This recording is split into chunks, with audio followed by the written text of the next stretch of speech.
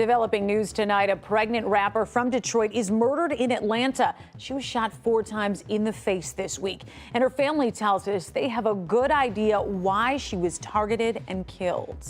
The 36-year-old was 14 weeks pregnant, shot 4 times in the face in the middle of the night while in a car in Atlanta this week. I heard gunshots, like maybe 4 or 5 gunshots, and then a car, Honda, just flew up the street. Like 20, 30 minutes later, the cops everywhere. We've got a general idea of the route that was taken, so we're going to have to backtrack some information to figure out the exact circumstance, if anybody was with her or not. On top of her music, Qualeisha was 2 semesters out from earning a nursing degree that will never be. Family, though, says they're going to get whoever did this. This is Siditty, a popular rapper in the city of Detroit. Her family called her Lily, but her official name was Qualeisha Barnes. In the early morning hours of April 8, 2026, Atlanta Police Department officers responded to a shooting call on Springside Place SE in southeast Atlanta. I heard gunshots, like maybe 4 or 5 gunshots, and then a car, Honda, just flew up the street. Like 20, 30 minutes later, the cops everywhere. They arrived to find a 36-year-old woman deceased inside her white Range Rover Sport, which had come to rest in the middle of the road. She had been shot multiple times in the face, and just like Shakia Bridges in our previous episode, she was 14 weeks pregnant. Domestic violence is uprising amongst pregnant women in our community, and we need to raise more awareness about it. Please show support by taking a moment to like, subscribe, and always drop a comment on how you feel. Domestic violence is a serious problem that needs to be tackled in our community, and in this case, no suspect has been named. No arrest has been made. The investigation is active and ongoing, and the perpetrator is still out there. Qualeisha Barnes, whom I'd be referring to on this episode as Siditty, was 36 years old, was originally from southwest Detroit, Michigan. She had spent the previous decade building a life in the Atlanta area, and by April 2026, she was doing it on multiple fronts at once. She was a rapper, known professionally as Siditty, with a catalog that included collaborations with established Detroit artists Icewear Vezzo, Babyface Ray, and Peasy. Her album, Ditty of My City, reflected her Motor City roots, even as she established herself in Atlanta's music scene. Woke up feeling like a millie. Probably cause I know I'm worth a millie. Wrist all litty in the whip all shitty.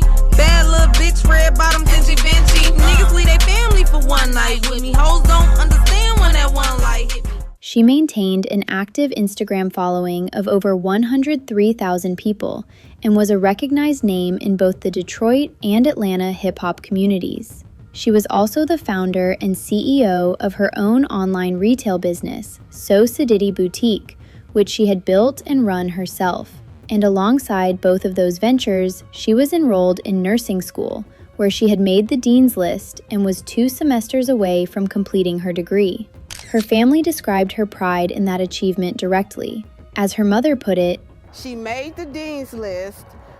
She had like 2 more semesters to go. She was so proud of herself, and we were so proud of her. In 2024, she had purchased a brand new Range Rover Sport and posted about it publicly, celebrating the milestone. That vehicle is the same one she was found inside on the morning of April 8th. At the time of her death, Siditty was 14 weeks pregnant. Her sister, Shatara Davis, addressed her loss in terms that had nothing to do with any stage name or public profile. I know her as Qualeisha. I know her as Lily. I know her as we in the same house, in the same bed. That's what I know her as. All that friend stuff, I don't care about none of that. That was my sister. That was my baby. According to investigators, Siditty was driving through a residential neighborhood in southeast Atlanta, Springside Place SE, off Cleveland Avenue, when she was shot. The street is a quiet residential block. Single-family homes, driveways, Ring cameras mounted at front doors. It is not a commercial area. It is not a high-traffic corridor. Atlanta police responded at approximately 1:23 a.m. They found Siditty in the driver's seat of her Range Rover, which had come to rest in the middle of the roadway.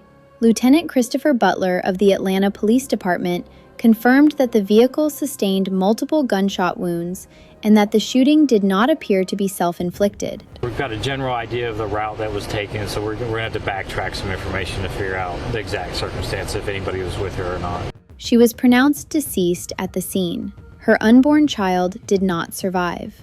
The Fulton County Medical Examiner's Office took jurisdiction over the case. According to her family, Siditty was struck 4 times in the face. Now, I guess you're probably wondering who'd do something like this, because 4 times in the face seems really personal. When emotions are high, it triggers only a lover to commit such an act. Could it be her baby daddy or his wife? The comments are open. One significant detail about the location: Springside Place SE operates as a dead-end residential street with a single point of entry and exit. A cul-de-sac sits at the top of the hill. That layout, combined with the concentration of residential security cameras in the area, Ring doorbells, Google Nest cameras, corner-mounted systems, means that any vehicle entering or leaving the street that night had to pass those cameras twice. Investigators immediately began canvassing the block, pulling footage and speaking to residents. Lieutenant Butler publicly emphasized the importance of community cooperation, asking anyone with camera footage or information to contact Crime Stoppers Atlanta through the anonymous tip line at 404-577-TIPS. As of the time of this report, no suspect has been publicly identified and no arrest has been made. This is where you help support by sharing and spreading more awareness on these crimes. There is a high possibility that this is a DV crime. Siditty's mother, Francine Lopez Stewart, gave an account to the media that was direct and specific. She stated publicly that she believes her daughter may have been targeted because of the pregnancy. She also expressed the belief that more than one person bears responsibility for what happened, and that accountability should extend beyond whoever physically fired the weapon. If you instigate something that causes a murder, then you need some kind, you need something. I think you need to go to jail too. The family's position, stated publicly from the earliest days after the shooting, is that Siditty was set up, that someone with knowledge of her movements communicated that information to whoever was waiting on Springside Place that night. Given the location, a residential street with one entrance at 1:23 in the morning, investigators have acknowledged that the circumstances raise questions about prior knowledge of her whereabouts. That theory has not been confirmed by law enforcement. What has been confirmed is that the Atlanta Police Department and Fulton County investigators continue to process evidence, review surveillance footage, and follow investigative leads. Her cousin Monica Barnes posted a public tribute on Facebook the day of the shooting. "Life is not fair. Y'all didn't have to do her like that. SIP Qualeisha Barnes. My blood cousin is gone." The Detroit hip-hop community also responded. Media company Detroit Got Talent posted a tribute honoring Qualeisha's legacy and the reach of her work across 2 cities. This episode exists because the facts of this case do not stand alone. They sit within a documented pattern that this community needs to understand. In the United States, homicide is consistently ranked among the leading causes of death during pregnancy. Research published by the Centers for Disease Control and Prevention indicates that pregnant women and women in the postpartum period face a significantly elevated risk of homicide compared to the general population. Multiple national studies have found that homicide accounts for a substantial portion of pregnancy-associated deaths, meaning deaths that occurred during pregnancy or within a year of delivery. The risk is not evenly distributed. Women of color, particularly Black women, face disproportionately higher rates of pregnancy-associated homicide.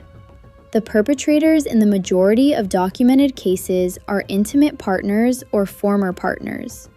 Qualeisha Barnes was 14 weeks pregnant when she was killed.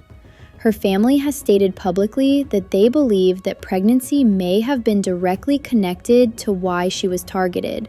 Whether or not that is confirmed by investigators, the pattern it reflects is real and documented.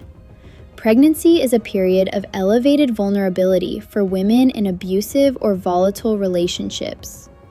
Research consistently shows that the risk of intimate partner violence escalates, not decreases, during pregnancy.